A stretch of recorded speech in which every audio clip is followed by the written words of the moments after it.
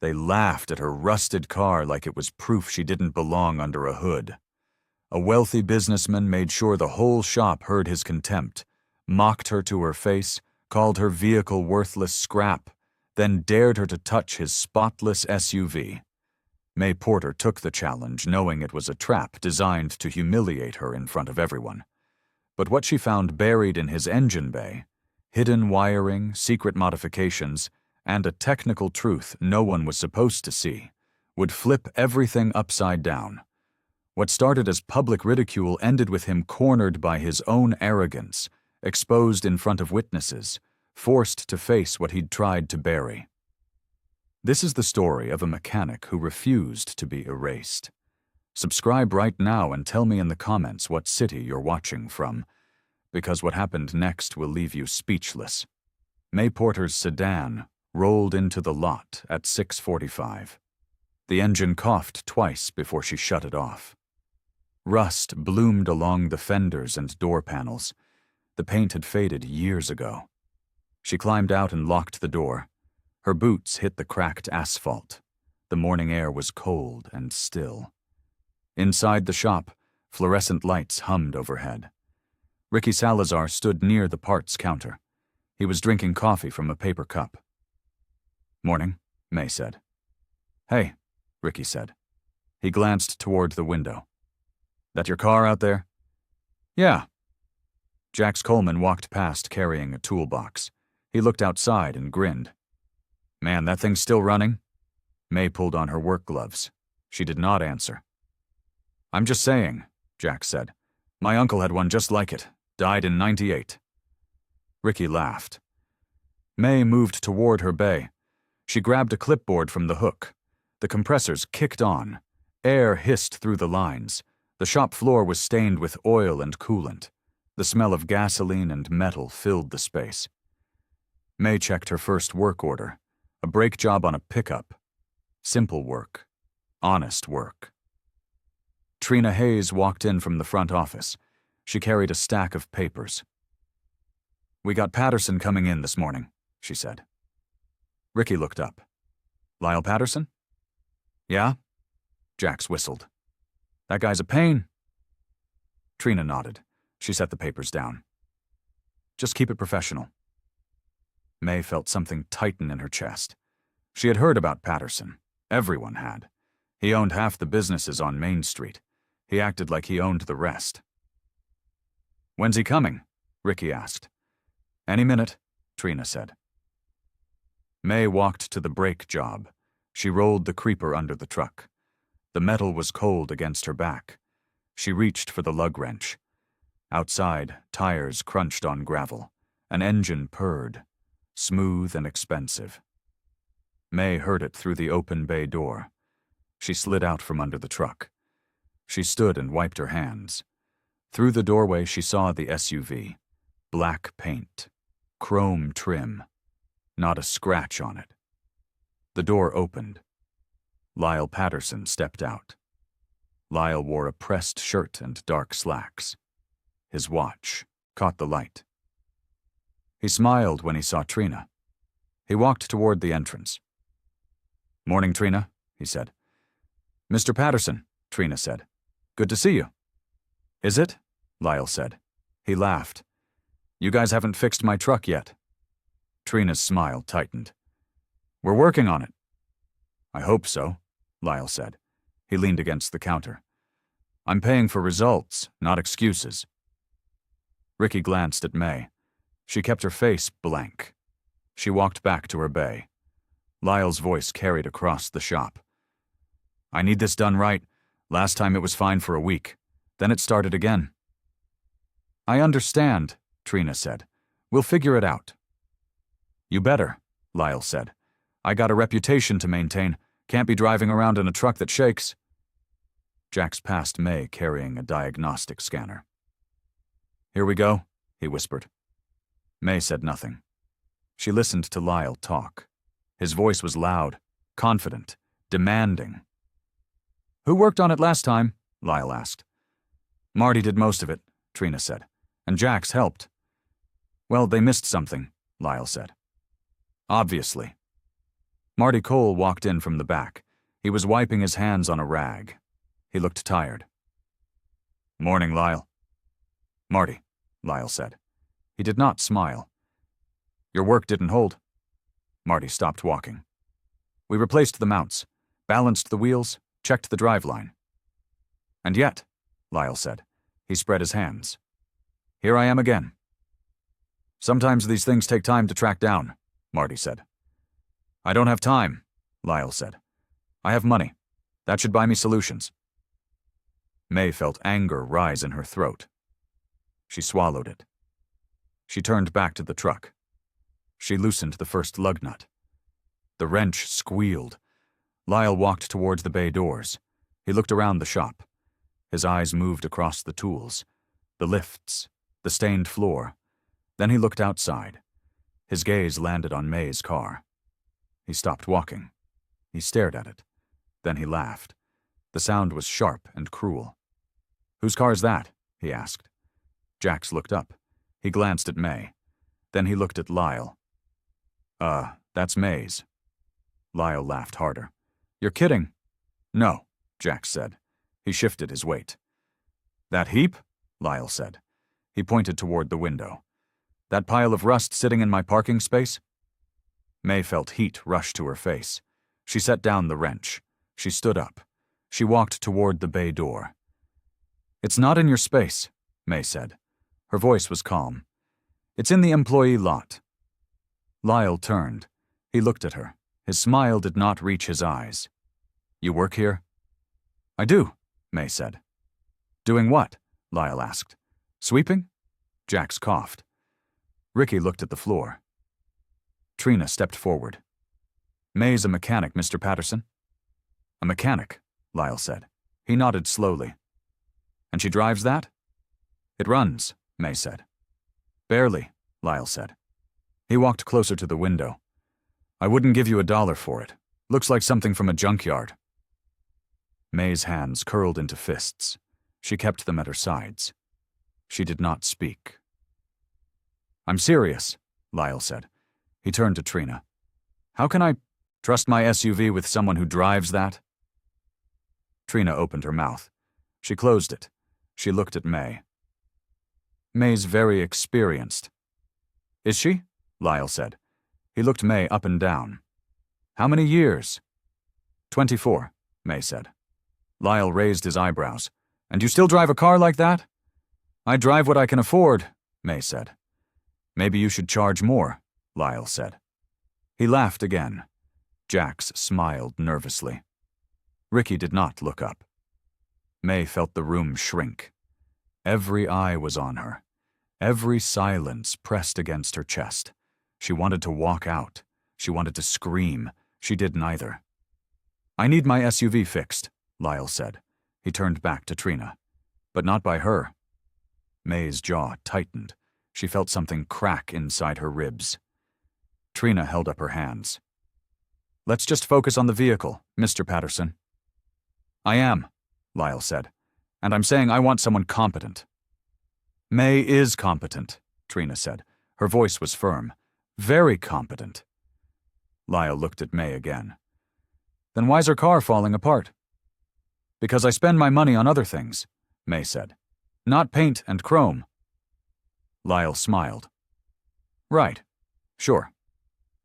Trina pulled up the work order on her tablet. "The issue is an intermittent vibration. Happens around 50 miles per hour. Comes and goes." "I know what the issue is," Lyle said. "I need someone who can actually fix it." Marty walked over. "I can take another look at it." "You already did," Lyle said. "Twice." Marty's face reddened. "These things can be tricky." "Tricky," Lyle said. He shook his head. "I'm paying you to figure out tricky." May stepped forward. "I'll take it." Everyone turned. Ricky's eyes widened. Trina frowned. Marty looked confused. "You?" Lyle said. "Yeah," May said. "Me." Lyle studied her. His expression was amused. "You think you can fix what Marty couldn't?" "I can try," May said. "Try," Lyle said. He laughed. "That's not confidence?" "It's honesty," May said. Lyle crossed his arms. And if you fail? Then I fail, May said. Her voice was steady. But I won't. Lyle's smile grew. Okay, fine. You take it. Trina started to protest. Mr. Patterson, maybe we should… No, Lyle said. He pointed at May. She wants it. She gets it. But when she can't figure it out, I'm done with this shop. For good. The words hung in the air. May felt the weight settle on her shoulders. She looked at Trina, then at Marty, then back at Lyle. Deal, May said. Lyle pulled the keys from his pocket. He dropped them on the counter. You have until tomorrow. Tomorrow? Trina said. Mr. Patterson, that's not much time for… Tomorrow, Lyle said. He cut her off. Or I take my business somewhere that values it. May picked up the keys. They were heavy in her palm. Lyle watched her. His eyes were cold. You sure about this? He asked. I'm sure, May said. Because I'm not paying if you make it worse, Lyle said. You'll pay, May said. When I fix it. Lyle's jaw tightened. He looked at Trina. Get me a ride. I have meetings. Trina nodded. She pulled out her phone. Lyle walked toward the door. He stopped and turned back. One more thing, he said. He looked at May. If you're wrong about this, everyone's gonna know. You understand? May met his gaze. I understand. Lyle left. The door closed behind him. The shop was silent. May felt every pair of eyes on her back. Marty walked over. You didn't have to do that. Yeah, I did, May said. He's setting you up to fail, Marty said. His voice was low. He wants to humiliate you. I know, May said. Then why take it? Marty asked. May looked down at the keys. Because if I don't, he wins anyway. Ricky moved closer. What if you can't find it? I'll find it, May said. But what if you don't? Ricky asked. His voice was tight. He'll trash the shop. He'll trash you. May turned toward the bay. Then he does. Trina walked over. She touched May's arm. You don't have to prove anything to him. Yeah, I do, May said. She looked at Trina. We all do. Trina's face softened. She nodded. Okay, then let's get started. May walked to Lyle's SUV. She opened the driver's door. The interior smelled like leather and cologne. Everything was spotless. Not a scratch, not a stain. She slid into the seat. She turned the key. The engine purred. Smooth, quiet, perfect. May closed her eyes. She took a breath. Then she drove it into the bay. May hooked up the diagnostic scanner. The screen lit up. She scrolled through the codes. Everything came back clean. No faults, no warnings. Anything? Ricky asked. He stood behind her. Nothing, May said. That's weird, Ricky said. Yeah, May said. She frowned. She checked the live data. Fuel trim, ignition timing, transmission behavior, all normal. Lyle's voice echoed in her head. This junk isn't worth $1. May shook it off. She focused on the screen. The engine ran smooth. The transmission shifted clean. No misfires, no hesitation. Maybe it really is in his head, Jack said. He walked past carrying a parts catalog. It's not, May said. How do you know? Jax asked. Because he's been here 3 times, May said, and Marty felt it too. Marty nodded. I did, just couldn't pin it down. May disconnected the scanner. She walked around the SUV. She checked the tires. The tread was even. The pressure was good. She crawled underneath. She inspected the exhaust, the driveline, the suspension. Everything looked factory. Everything looked tight. She slid out. She wiped her hands. She felt frustration building in her chest. What now? Ricky asked. Test drive, May said. She climbed into the driver's seat. Ricky got in the passenger side. May backed out of the bay. She drove slowly through the lot. Then she turned onto the street. The SUV moved smooth. The engine was quiet. The ride was soft. May pressed the gas. The speedometer climbed. 30, 40, 50. Nothing. You feel anything? May asked. No, Ricky said. May kept driving. She turned onto the highway. She pushed the speed up, 55, 60, still nothing. I don't get it, Ricky said. May frowned. She eased off the gas. The SUV slowed, 50, 45. Then she felt it. A tiny vibration, barely there. It pulsed through the steering wheel. Then it was gone. Did you feel that? May asked. Feel what? Ricky asked. That, May said. She held the speed steady. The vibration came back. Faint, rhythmic. Oh, Ricky said. Yeah, I think so. May's pulse quickened. She adjusted the throttle. The vibration faded. She pushed again. It returned. Barely noticeable, but real. It's only at a specific speed, May said. And it's super light, Ricky said. May turned back toward the shop. Her mind raced. Driveline, transmission, torque converter. Something was out of balance, or binding, or both. She parked in the bay. She shut off the engine. She sat there for a moment, thinking. So? Ricky asked. So I need more time, May said. May spent the afternoon running tests. She checked wheel balance again. She inspected the axles. She examined the transmission mounts. Everything came back normal. Lyle called the shop at 4. Trina answered. May could hear his voice through the wall. Loud. Impatient. Is she done yet? Lyle asked. She's still working on it, Trina said. It's been all day, Lyle said. These things take time, Trina said. I don't have time, Lyle said. I need my truck tomorrow morning. Trina glanced at May through the office window. May looked away. She focused on the SUV. Jax walked over. He leaned against the fender. Any luck? Not yet, May said. Maybe it's just a bad sensor, Jax said, giving a weird reading. Maybe, May said.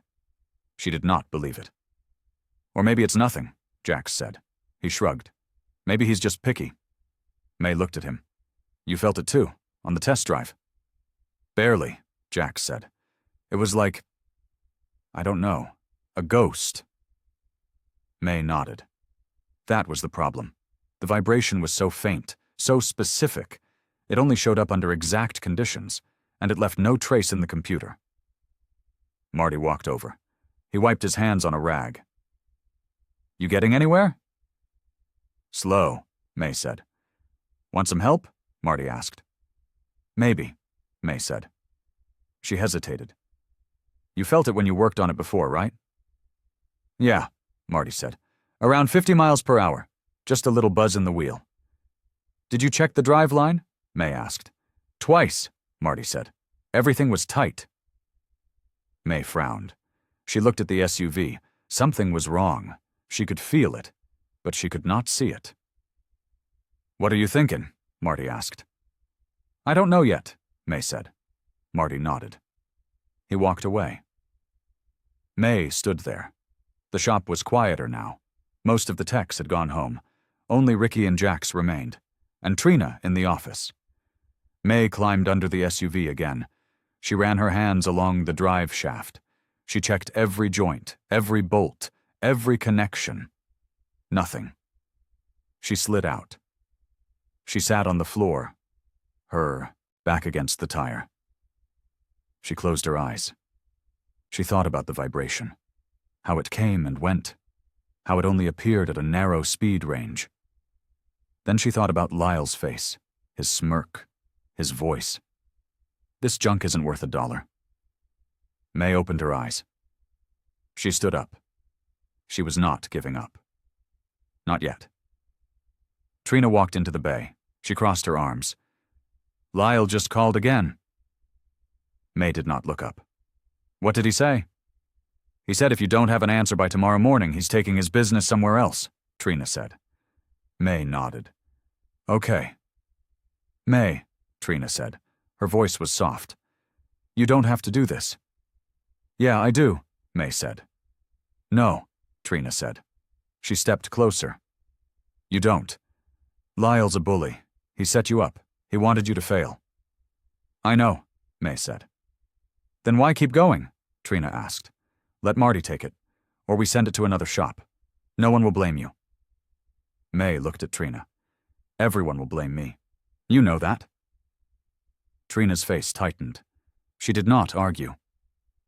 If I walk away now, May said, I'm proving him right. About me, about my car, about everything. He's not right, Trina said. Then I need to show it, May said. Trina was quiet for a moment. Then she sighed. What do you need? Time, May said. You have until morning, Trina said. May looked at the SUV. Then I'll work through the night. Trina left. The shop was empty now. The lights buzzed overhead. The air smelled like oil and metal. May walked to her toolbox. She pulled out a flashlight. She grabbed a wiring diagram from the file cabinet. She spread the diagram across the workbench. She studied it. Engine, transmission, electronics. She traced each system with her finger. Then she stopped. She looked at the accessory section. Aftermarket installations, modifications. Her eyes narrowed. She walked back to the SUV. She opened the hood. She leaned in. She moved the flashlight slowly across the engine bay. Wires, hoses, connectors. Everything looked stock. But then she saw it.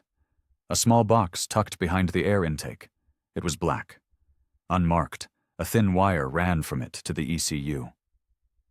May's pulse quickened. She reached for it.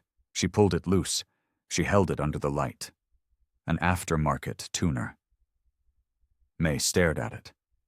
Then she looked at the SUV. Her mind raced. She climbed into the driver's seat. She turned the key. She drove it out of the bay. The street was dark, empty. May accelerated, 50 miles per hour. The vibration appeared. She disconnected the tuner while driving. The vibration shifted, changed, but did not disappear. May pulled over. She sat there, her hands on the wheel. Her breath was steady. She understood now. The tuner was part of it, but not all of it. Someone had modified this SUV, and they had done it badly. She drove back to the shop. She parked in the bay. She looked at the tuner in her hand. Then she looked at the clock. 3 hours until sunrise. May grabbed her tools. She was not stopping now. May worked through the night. She checked every connection near the tuner. She inspected the wiring harness. She traced voltage drops. By dawn, her eyes burned. Ricky arrived first. He found May under the hood. You been here all night? Yeah, May said. Find anything? Ricky asked. A tuner, May said. She held up the black box. Hidden behind the intake. Ricky's eyes widened. Does Lyle know it's there? He should, May said. Someone installed it for him. Maybe that's causing the vibration, Ricky said. Partly, May said. But there's more. Marty walked in carrying coffee. He saw May and stopped. You look terrible. Thanks, May said. I mean it, Marty said. You need sleep. I need answers, May said. Marty shook his head. Sometimes these problems just go away on their own. Customer stops noticing, moves on. That's not fixing it, May said. No, Marty said, but it keeps everyone happy. May felt her jaw tighten. She turned back to the engine. Marty walked away. Jax arrived next. He saw the tuner on the workbench. What's that? Jax asked. Performance mod, May said. Aftermarket. Lyle had that installed? Jax asked. Must have, May said. Jax laughed. No wonder it's acting weird. Those things mess with everything. May did not laugh. She kept working. The shop came to life around her. Compressors, voices, radios. She blocked it all out. At 8, Lyle arrived. May heard his SUV pull into the lot. Different vehicle. Borrowed from someone. He walked into the shop. His face was tight. Well, Lyle said. He looked at Trina. May's been working on it all night, Trina said. And? Lyle said. She found something, Trina said. Lyle walked towards the bay. May stood up. She held the tuner. You know about this? Lyle glanced at it. Yeah, so? So it's causing problems, May said. That's impossible, Lyle said. I paid good money for that. It's wired wrong, May said. And it's stressing other components.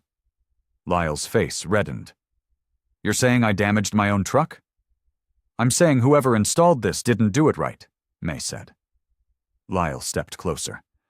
That tuner is top of the line. Every serious driver uses them. Not like this, May said. Lyle's eyes narrowed. You're making excuses. May held her ground. I'm telling you what I found. No, Lyle said. You're covering for the fact that you can't fix it. The tuner is part of the problem, May said. Her voice was calm. But not all of it. Then what's the rest? Lyle asked. I'm still tracing it, May said. Lyle laughed. Of course you are. Trina stepped forward. Mr. Patterson, May's been thorough. Thorough, Lyle said. He cut her off. She's been fumbling around all night, and now she's blaming my modifications. I'm not blaming anything, May said. I'm diagnosing. You're failing, Lyle said. May felt heat rise in her chest. She kept her face blank. Give me until noon. No, Lyle said. I gave you until this morning. It's morning. Noon, May said again. Lyle stared at her. Then he looked at Trina. If she doesn't have it fixed by noon, I'm taking it somewhere else. And I'm never coming back. Trina nodded. Understood. Lyle left. The shop was quiet. Ricky walked over. You really think you can find it by noon? I have to, May said. She grabbed Ricky. Come with me. We're doing another test drive. They climbed into the SUV. May drove out of the lot. She headed for the highway. Ricky sat silent, nervous. May accelerated, 40, 50. The vibration appeared, faint, rhythmic. She held the speed steady. You feel it? May asked. Yeah, Ricky said. It's like before. May pressed the gas. The vibration intensified slightly. Then it smoothed out. She eased off. It came back. It's load dependent, May said. What does that mean? Ricky asked. Means it happens when the engine is under specific stress, May said. Not too much, not too little, right in the middle. Ricky frowned. Could be torque converter. Maybe, May said. Or transmission control. They drove back to the shop. May parked. She sat there, thinking. Ricky watched her. What are you going to do? Ricky asked. Dig deeper, May said. She spent the next 2 hours checking transmission components, fluid levels, pressure tests, solenoid function. Everything tested normal. But the vibration remained. At 11, Marty walked over. Lyle's going to be back in an hour. I know, May said. You got anything? Marty asked. Not enough, May said. Marty hesitated. Look, if you want, I can tell him you handed it off to me. Take the heat off you? May looked at him. Why would you do that? Because he's going to destroy you if you don't have an answer, Marty said. May turned back to the SUV. Then he destroys me. Lyle returned at noon. He walked straight to the bay. May was under the SUV. She heard his footsteps. Time's up, Lyle said. May slid out. She stood. Her hands were black with grease. I need more time. No, Lyle said. I need results. I found the tuner, May said, and I'm tracing the wiring issues it caused. Wiring issues, Lyle said. He shook his head. That's your excuse? It's not an excuse, May said. It's fact. Lyle pulled out his phone. He held it up. You see this? I'm calling my lawyer, and my insurance, because you people have had my truck for 2 days and made it worse. It's not worse, May said. Yes, it is, Lyle said. His voice rose. It shook harder on the way home last night, after your so-called test drive. May's stomach dropped. That's because the problem finally surfaced fully. Or because you broke something else, Lyle said.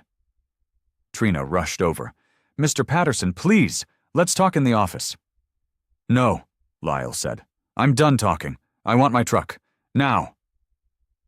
May stepped forward. If you drive it like this, you'll damage the transmission. Then maybe you should have fixed it, Lyle said. Earl Benton walked in. He was carrying a thermos. He stopped.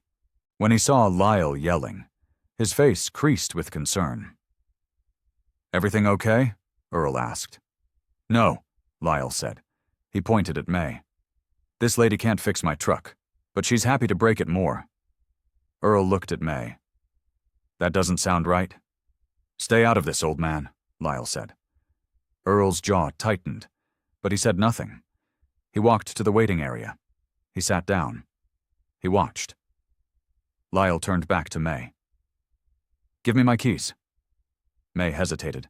Then she pulled them from her pocket. She held them out. Lyle grabbed them.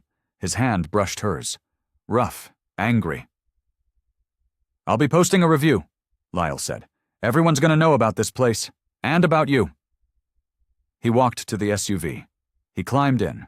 He started the engine. He backed out fast. The tires squealed. May stood there, watching him leave. Her heart pounded. Her hands shook. Trina touched her shoulder. May. Don't, May said. She pulled away. She walked to her toolbox. She stood there, staring at nothing. Ricky approached slowly. It's not your fault. May did not answer. She felt every eye in the shop on her, watching, judging, waiting for her to break.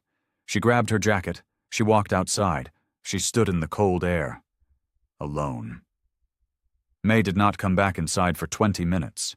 When she did, the shop felt different, quieter. People avoided her eyes. She walked to the office. Trina was on the phone. She looked up when May entered. She ended the call. You okay? Trina asked. No, May said. But I need the service history on Lyle's SUV. Trina pulled it up on her computer. Here. May leaned over. She scrolled through the entries. 3 visits in 6 months. First visit, complaint about vibration. Marty balanced wheels. Second visit, same complaint. Marty checked mounts. Third visit, same complaint.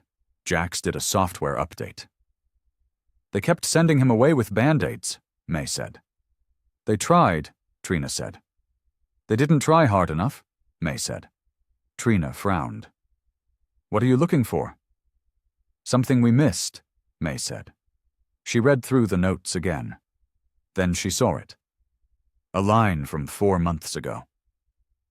Customer-supplied parts installed per request. What parts? May asked. Trina clicked on the details. Doesn't say. It was a side job. Not officially on the books. May's pulse quickened. Who did it? Looks like Marty, Trina said. May walked out of the office.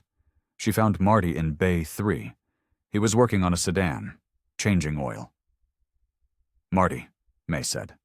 He looked up. Yeah?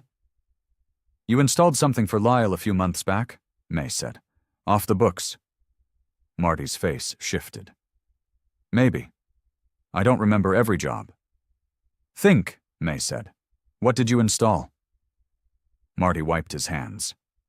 He brought in some parts, asked me to put them in quick, said he didn't want it on the official ticket. What parts? May asked. A performance tuner, Marty said, and some wiring harness extensions. May felt her stomach tighten. Did you test it after? He said he was in a hurry, Marty said. I installed it. He paid cash. He left. And you didn't document it, May said. Marty's jaw clenched. He asked me not to. Why? May asked. I don't know, Marty said. His voice rose. Maybe insurance reasons. Maybe he just wanted it done quiet. I didn't ask questions. May stared at him. That install is what's causing the problem. Marty's face went red. You don't know that? Yeah, I do, May said. I saw the wiring. It's a mess. Then why didn't you say that to Lyle? Marty asked. I tried, May said. He didn't want to hear it. Marty turned back to the sedan. Well, it's his truck. Not my problem anymore. May wanted to scream. She walked away. She went back to her bay. She stood there, breathing hard. Ricky approached. You okay? No, May said. What are you thinking? Ricky asked. I'm thinking Lyle knows exactly what's wrong with his truck, May said, and he's blaming us anyway. May called the parts supplier. A man answered. AutoPro, how can I help you? This is May from Riverside Auto, she said. I need information on an order from a few months back. Sure, the man said. What's the name? Lyle Patterson, May said. The man typed. Yeah, I got him. What do you need? What did he order? May asked. Let me see, the man said. Performance tuner, wiring kit, and some custom connectors. Did he mention who was installing it? May asked. No, the man said, but he was in a rush, said he needed it same day. Did he say why? May asked. Something about a race, the man said. Or showing off to friends, I don't know. People order this stuff all the time. May thanked him. She hung up. Her mind raced. Lyle had ordered the parts. He had pushed for a rushed install, and now he was blaming the shop for the consequences. She walked back to Trina's office. I need to talk to Lyle. He's not answering, Trina said. I tried calling. He blocked us. May clenched her fists. Then I'll go to him. May, don't, Trina said. You'll make it worse. How? May asked. He already hates me. He already trashed the shop. What's left to lose? Trina did not answer. May walked to her car. She climbed in. The engine coughed. Then it started. She drove toward Main Street. Lyle owned a real estate office. May parked outside. She walked in. A receptionist looked up. Can I help you? The receptionist asked. I need to see Lyle Patterson, May said. Do you have an appointment? The receptionist asked. No, May said, but he knows me. The receptionist frowned. She picked up the phone. She spoke quietly. Then she looked at May. He says he's busy. Tell him it's about his SUV, May said. The receptionist spoke again. She hung up. He says he's done with you people. May felt anger rise. She stepped forward. Tell him if he doesn't talk to me, I'm posting the full diagnostic report online, including the aftermarket install. The receptionist's eyes widened. She picked up the phone again. She spoke fast. Then she hung up. He'll see you. 2 minutes. May walked down the hall. She found Lyle's office. The door was open. He sat behind a desk. His face was cold. What do you want? Lyle asked. The truth, May said. Lyle leaned back. I already told you the truth. You couldn't fix my truck. Because you sabotaged it, May said. Lyle's eyes narrowed. Excuse me? You ordered a performance tuner, May said. You had it installed off the books. You knew it was causing problems, and you blamed us. Lyle smiled. Prove it. May pulled out her phone. She showed him the parts order. AutoPro confirmed it. Same-day pickup. Custom connectors. Rushed install. Lyle's smile faded. That doesn't prove anything. It proves you lied, May said, and you tried to destroy my reputation to cover it. Lyle stood. Get out. No, May said. Get out, Lyle said. His voice was sharp. Or I'll call the cops. May stared at him. Then she turned. She walked out. She drove back to the shop. Her hands were shaking. Her chest felt tight. When she arrived, Trina was waiting. How did it go? Bad, May said. That night, May stayed late again. The shop was empty. She pulled the wiring diagram out. She spread it across the workbench. She traced every line, every connection, every splice. She thought about the tuner, the way it altered fuel delivery, timing, boost pressure. All of it fed through the engine control unit, and if the wiring was wrong, the signals would clash.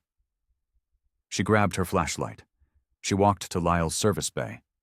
She stood there, remembering.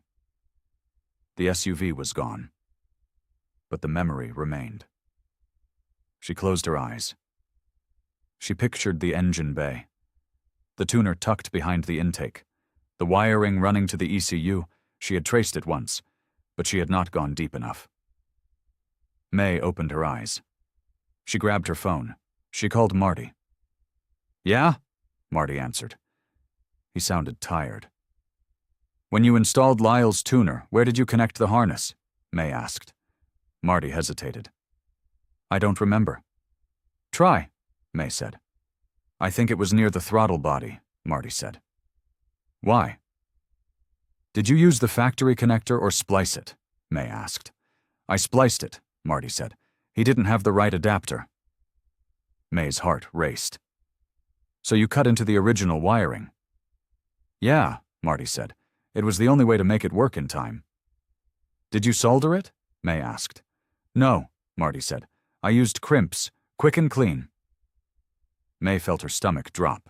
Crimps under load could fail, slowly, intermittently, especially if they were not done perfectly. "Thanks," May said. She hung up. She stood there, thinking. The tuner caused the initial problem, but the bad wiring made it worse. And the more Lyle drove, the more the connections degraded. May grabbed her jacket. She walked to her car. She drove to Lyle's house. She knew it was a risk, but she did not care anymore. She knocked on the door. Lyle answered. He looked surprised, then angry. "What are you doing here?" Lyle asked. "Your SUV is going to fail," May said. "Soon. And when it does, it'll be expensive." "Get off my property," Lyle said. "I traced the problem," May said. "It's the wiring from the tuner install. The crimps are failing. If you keep driving, you'll damage the ECU." Lyle's face tightened. "You don't know what you're talking about." "Yeah, I do," May said. "And you know it too." Lyle stepped closer. "If you come here again, I'll get a restraining order." He slammed the door. May stood there, alone. She walked back to her car. She sat in the driver's seat. She felt defeated, exhausted, broken. She drove home. She did not sleep. The next morning, May returned to the shop. She looked terrible. Trina noticed immediately. "May, you need rest," Trina said. "I need to finish this," May said. "It's over," Trina said. "Lyle took his truck. He's gone." "Not for long," May said. Trina frowned. "What do you mean?" "He'll be back," May said, "when the SUV fails completely." "How do you know?" Trina asked. "Because I traced the problem," May said, "and I know how it ends." May spent the day working on other vehicles, oil changes, brake jobs, routine work, but her mind stayed on Lyle's SUV, the bad wiring, the failing crimps, the inevitable breakdown. At 3, Lyle's SUV rolled into the lot, not on its own power. It was on a flatbed tow truck. May saw it through the bay door. Her pulse quickened. Lyle climbed out of a cab. His face was red, furious. He stormed into the shop. "You!" Lyle yelled. He pointed at May. "You did this!" Trina rushed over. "Mr. Patterson, what happened?" "My truck died," Lyle said.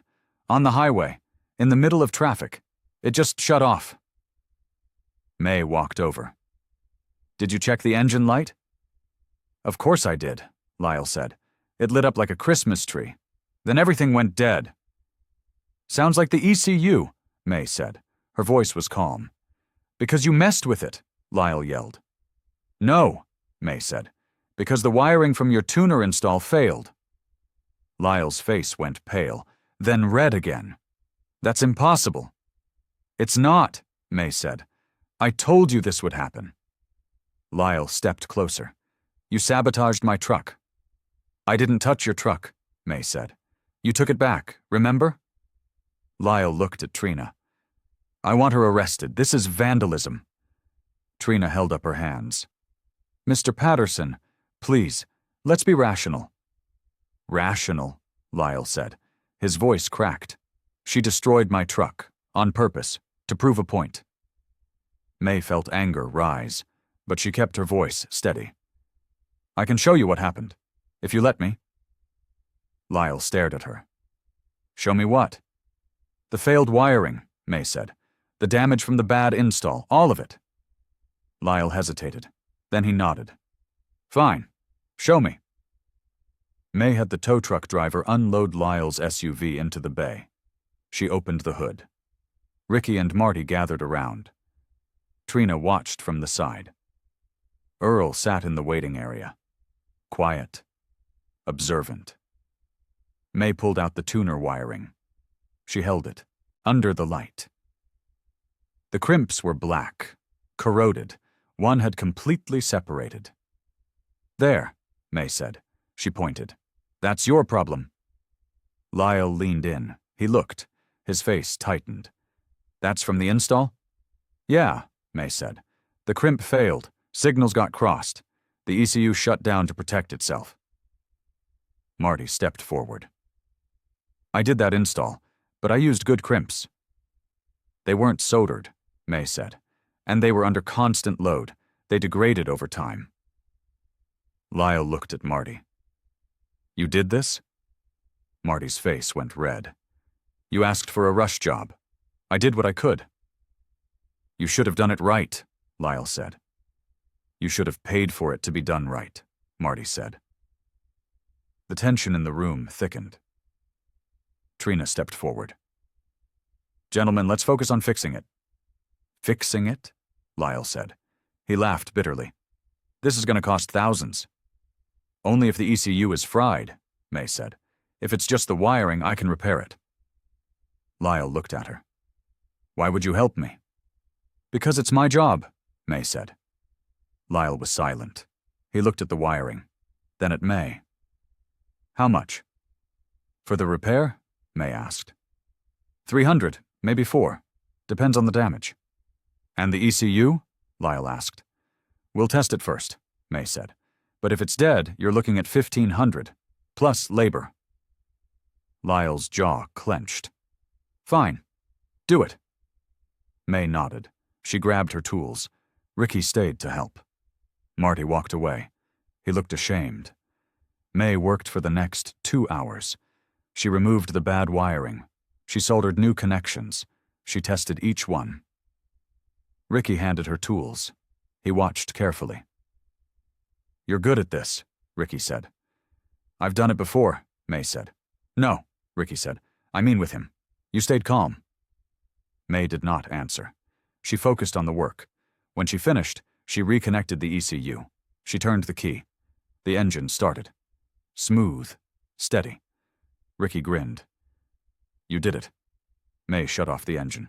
She walked to the office. Lyle was waiting. It's running. Lyle stood. The ECU? Fine, May said. No permanent damage. Lyle's shoulders sagged. Relief washed over his face. Then it hardened again. How much? $350, May said. For parts and labor? Lyle pulled out his wallet. He handed her cash. I want a receipt. Trina printed one. Lyle took it. He folded it. He looked at May. You were right. May said nothing. Lyle walked to his SUV. He climbed in. He started it. He drove out slowly. The shop was silent. Earl stood. He walked over. That took guts. May looked at him. It took stubbornness. Earl smiled. Same thing. 2 days later, Lyle returned. May saw his SUV pull into the lot. Her stomach dropped. She walked to the bay door. Lyle climbed out. His face was tight, angry.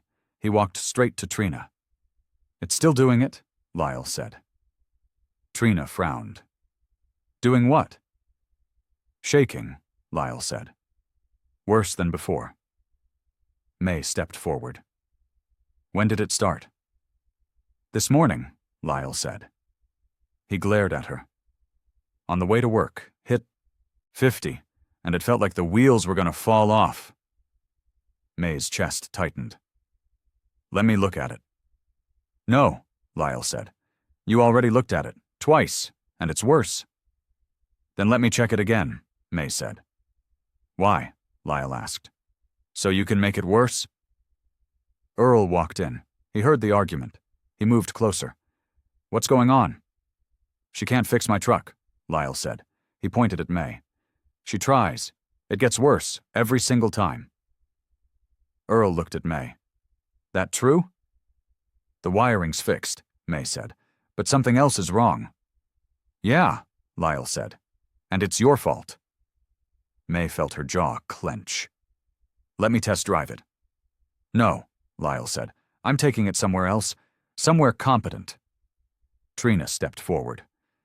Mr. Patterson, if there's still an issue, we need to document it, for everyone's protection.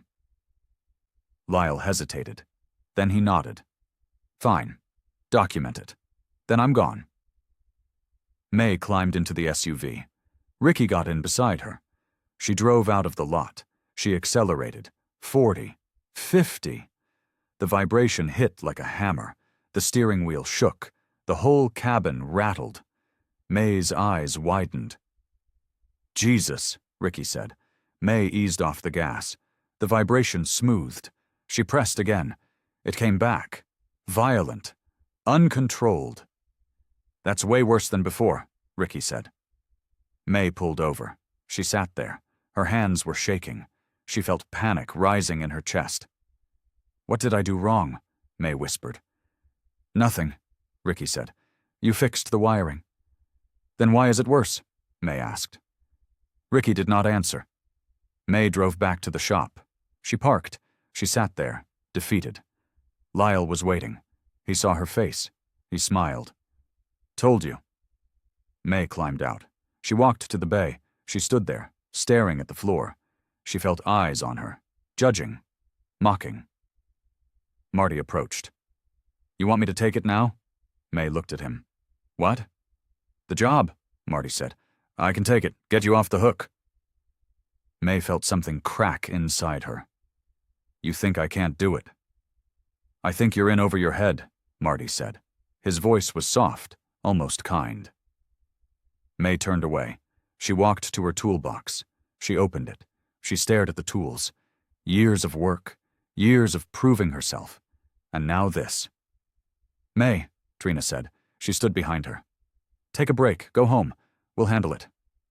May closed the toolbox. No. May. No, May said. She turned. Her eyes were hard. I'm finishing this. May stayed in the shop after everyone left. Just her and the SUV. The lights buzzed overhead. The air was cold. She climbed under the vehicle. She checked the driveline again. The axles, the suspension, everything she had checked before, and everything looked fine. She slid out. She sat on the floor, her back against the tire. She closed her eyes. She thought about the vibration. How it had worsened after the repair. Something she had done had triggered it. But what? She stood. She opened the hood. She looked at the wiring. Perfect. Clean. Soldered. Better than factory. She followed the harness from the tuner to the ECU. Every connection was tight. Every wire was secure. Then she saw it. A wire near the edge of the harness. It ran parallel to the drive shaft. Close. Too close. And it was rubbing. May's pulse quickened. She grabbed her flashlight. She crawled under the SUV. She followed the wire. It ran along the frame. At one point, it crossed over the drive shaft housing, and there, just visible, was a worn spot. The insulation was thin. Exposed copper peeked through. May's breath caught. The wire was touching the drive shaft, not constantly, but under load, when the shaft flexed, when the vibration hit a specific resonance. She slid out. She grabbed her phone. She took pictures. She documented everything. Then she sat back, thinking. The wire had been there all along, but the original install had positioned it poorly. May's repair had not caused it, but by fixing the ECU and restoring full power, she had increased the load on the drive shaft, which increased the flexing, which made the wire rub harder, which made the vibration worse. May felt relief wash over her, followed by anger. The problem had been there from the beginning, hidden, waiting. She grabbed her tools. She rerouted the wire. She secured it away from the drive shaft. She wrapped it in protective sleeving. She tested every connection. Then she started the engine. She drove the SUV out. Slow at first, then faster. 40, 50, 60. Nothing. No vibration. Smooth. Perfect. May pulled over. She sat there. Her hands were shaking, but this time from relief. She drove back to the shop. She parked. She climbed out.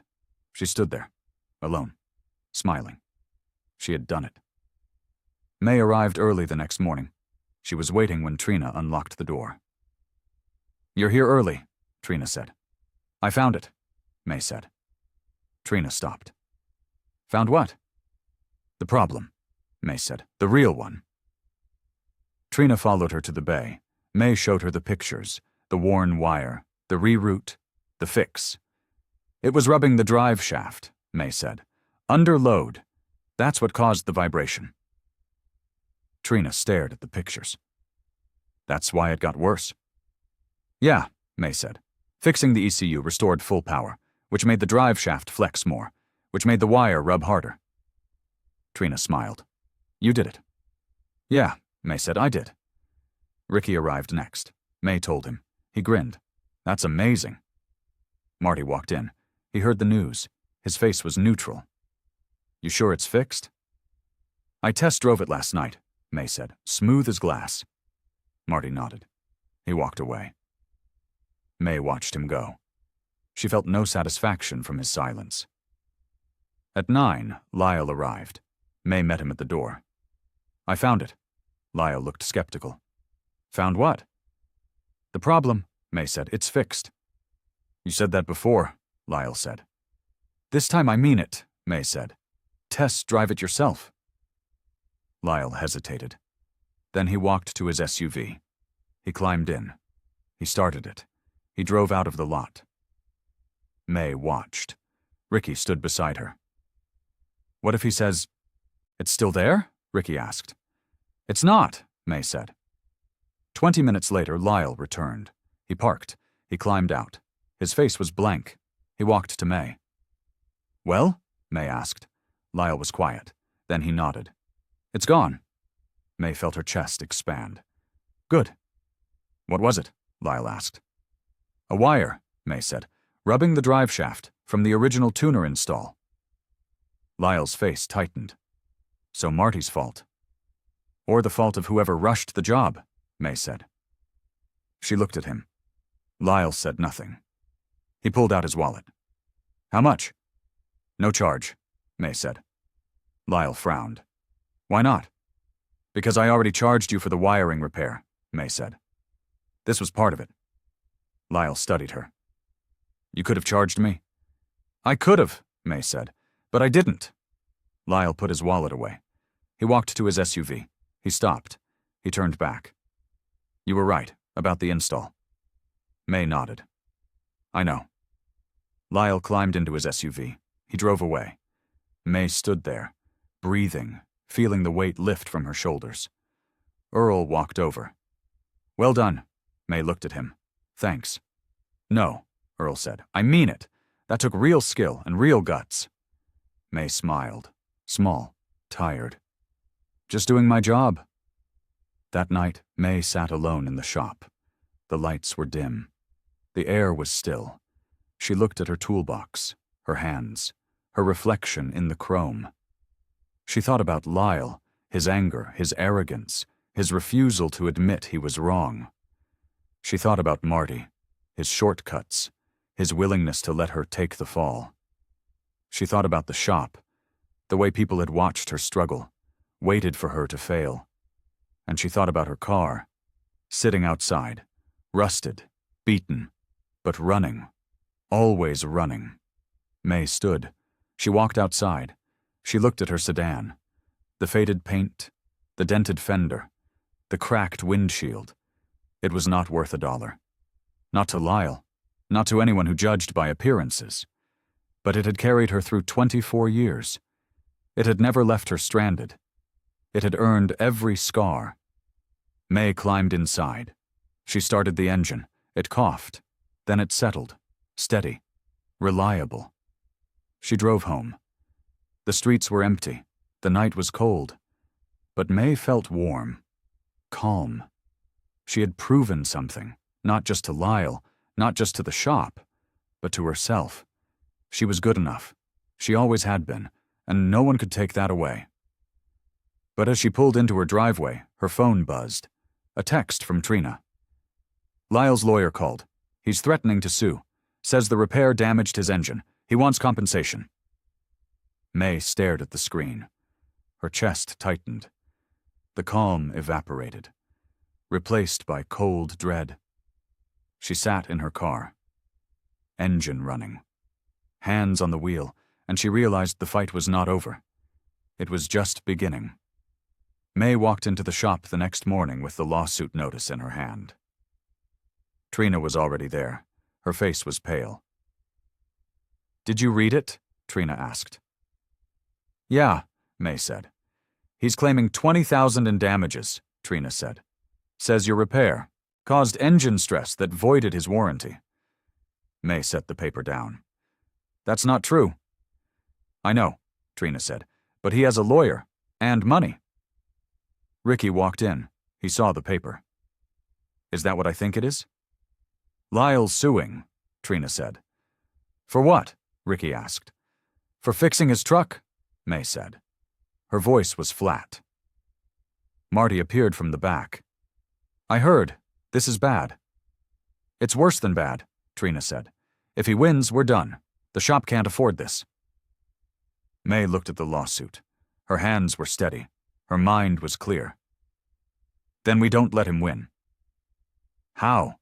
Trina asked. "We can't fight a lawyer." "We don't need to fight him," May said. "We need to show everyone what really happened." Marty frowned. "What do you mean?" "I mean we do a public demonstration," May said. "Bring in witnesses, show the evidence, make him admit the truth." "He'll never admit anything," Marty said. "He won't have a choice," May said. Trina shook her head. "May, this is risky. If you're wrong—" "I'm not wrong," May said. "I documented everything. I have pictures, service records, parts receipts, everything." "And you think that'll be enough?" Trina asked. "It has to be," May said. The shop was quiet. Then Earl walked in. He had his thermos. He set it down. "I heard about the lawsuit." "Word travels fast," May said. "Small town," Earl said. He looked at May. "What are you going to do?" "Fight," May said. Earl smiled. "Good. You need help?" "Maybe," May said. "Can you be here tomorrow? Early?" "How early?" Earl asked. 7, May said. Earl nodded. "I'll be here." May looked at Trina. "Call Lyle. Tell him I want to meet. Here. Tomorrow morning. With witnesses." Trina hesitated. "He's not going to come." "Tell him if he doesn't, I'm taking my evidence to the local paper," May said. "And social media, and every car forum I can find." Trina's eyes widened. "You're bluffing." "No," May said. "I'm not." Trina picked up the phone. She dialed. She spoke quietly. Then she hung up. "He'll be here. 8 o'clock. May nodded. "Good." She spent the rest of the day preparing. She printed photos. She organized service records. She laid out tools. She prepared the SUV bay like a courtroom. Ricky helped. "You really think this will work?" "It has to," May said. "What if he just walks out?" Ricky asked. "Then everyone will know why," May said. The next morning, May arrived at 6:30. She set up a table in the bay. She arranged her evidence. Photos, wiring diagrams, service history, parts receipts. Earl arrived at 7. He brought coffee. You ready? Yeah, May said. Trina arrived next, then Ricky, then Marty. By 7:30, a few regular customers had shown up. Word had spread. At 8, Lyle pulled into the lot. He climbed out of his SUV. A man in a suit followed. His lawyer. Lyle walked into the shop. He looked around. What is this? A demonstration, May said. Of what? Lyle asked. The truth, May said. The lawyer stepped forward. Mr. Patterson doesn't have to participate in this. Then he can leave, May said. But everyone here will know he ran. Lyle's face reddened. I'm not running from anything. Good, May said. Then let's begin. She walked to the table. She held up a photo. This is your SUV's engine bay. 4 months ago, right after the tuner was installed. Lyle crossed his arms. So? Look at the wiring, May said. She pointed. See how it's routed here? Near the drive shaft? I see it, Lyle said. That's not factory, May said. That's custom. Done in a rush. The lawyer leaned over. He studied the photo. Lyle shifted his weight. May held up another photo. This is the same wiring, 2 days ago, after your SUV died. The crowd leaned in. The wire was black, corroded, damaged. The crimp failed, May said, because it was never soldered, because the install was rushed, because you wanted it done cheap and fast. That's your opinion, Lyle said. No, May said. That's physics. She walked to Lyle's SUV. She opened the hood. Let me show you. She pointed to the wiring. This is where I rerouted it, away from the drive shaft, with proper insulation, with proper connections. Ricky stepped forward. I watched her do it. She soldered every joint. She tested every wire.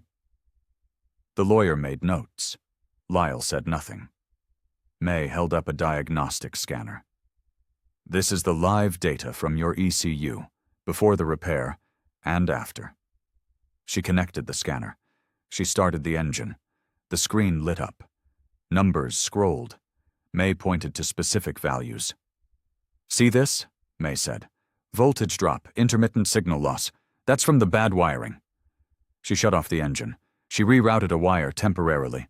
She started it again. The values stabilized. And now? May said. Clean, stable, normal. The crowd murmured. Earl nodded. Marty watched silently. Lyle's lawyer whispered something. Lyle's jaw tightened. This doesn't prove I caused it. Yes, it does, May said. She held up the parts receipt. You ordered the tuner. You requested the rush install. You knew the risks. I trusted your shop to do it right, Lyle said. You trusted us to do it fast, May said. Not right. There's a difference.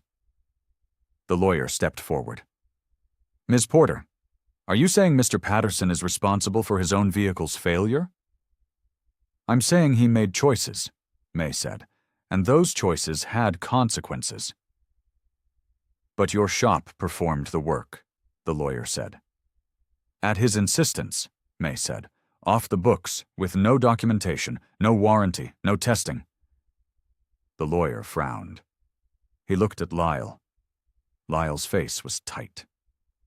Earl stood. He walked to the front. I've known May for 15 years. She's worked on every truck I own. Never had a problem. The lawyer ignored him. Mr. Benton, your personal experience isn't relevant here. It is to me, Earl said, and to everyone else who trusts her. A customer in the back spoke up. May fixed my van when 3 other shops gave up. She's the best mechanic in this town. Another voice. She rebuilt my engine. Runs better than new. Lyle looked around. His confidence wavered. The lawyer whispered again. Lyle shook his head. May walked to the table. She picked up the service history. This shows 3 visits, 3 attempts to fix the vibration. Each time the techs treated the symptom, not the cause. She looked at Marty. Because the cause was hidden, installed off the books, never documented. Marty's face reddened. He stepped forward. I should have documented it. I should have refused the job. But Lyle pushed. He said it had to be done that day. Lyle's eyes widened. You're lying. No, Marty said. His voice was steady. I'm not. You paid me cash. You told me to keep it quiet. You said it was for insurance reasons. The lawyer wrote furiously. Lyle's face went pale. Trina stepped forward. She held up her tablet. I pulled our records. The tuner install isn't in our system. No work order, no invoice, no signature. Because Lyle wanted it that way, Marty said. Lyle turned to his lawyer. Say something. The lawyer was quiet. He flipped through his notes. Then he looked at Lyle. We should talk, privately. Lyle's jaw clenched.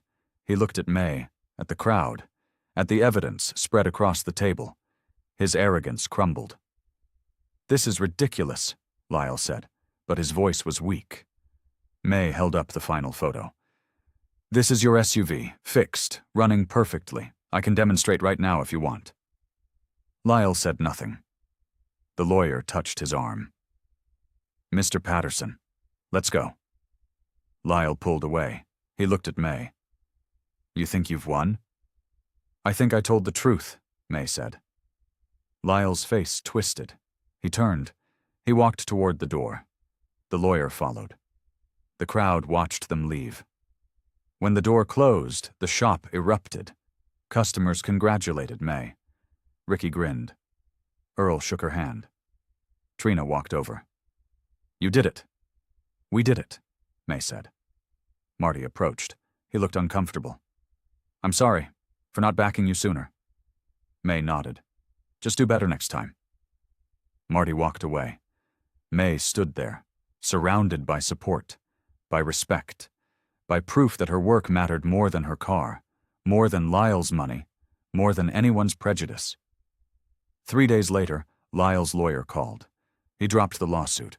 No explanation, no apology, just a brief message through Trina. May was in the bay when she heard. She nodded. She kept working. That afternoon, Lyle returned. He parked outside. He did not come in. He sent Trina a payment, full amount for all repairs, plus extra for May's time. May saw him through the window. He sat in his SUV, staring at the shop. Then he drove away. Customers started coming in specifically for May. They asked for her by name. They trusted her with their toughest problems, their most valuable vehicles. Ricky watched her work. You're like a legend now, May smiled. I'm just a mechanic. The best one, Ricky said. Marty started, deferring to May on complex diagnostics. No resentment, just respect. He asked her questions. He learned from her methods. Trina updated the shop's advertising. Expert Diagnostics, May Porter, lead technician. May's name in bold, front and center. Earl stopped by one morning. He brought donuts. Heard Lyle dropped the suit. Yeah, May said. Good, Earl said. He looked at her car outside. You ever think about getting something newer? May glanced at her sedan. The rust, the dents, the faded paint. No. Why not? Earl asked. You can afford it now. Because it runs, May said, and it's mine. Earl smiled. Reminds me of my first truck, ugly as sin, but it never quit. Exactly, May said. Earl left. May walked outside. She stood by her car. She ran her hand along the fender. The metal was rough, pitted, but solid. A young woman pulled into the lot. She climbed out of a sedan, similar to May's, old, beaten, but running. Are you May? The woman asked. Yeah, May said. I heard you're the best, the woman said. Can you look at my car? May looked at the sedan, then at the woman. She saw herself 20 years ago, uncertain, judged, but determined. Yeah, May said. I can look at it. The woman smiled. Relief washed over her face. May walked her inside. She took her keys. She drove the sedan into the bay. Ricky appeared. "Another one?"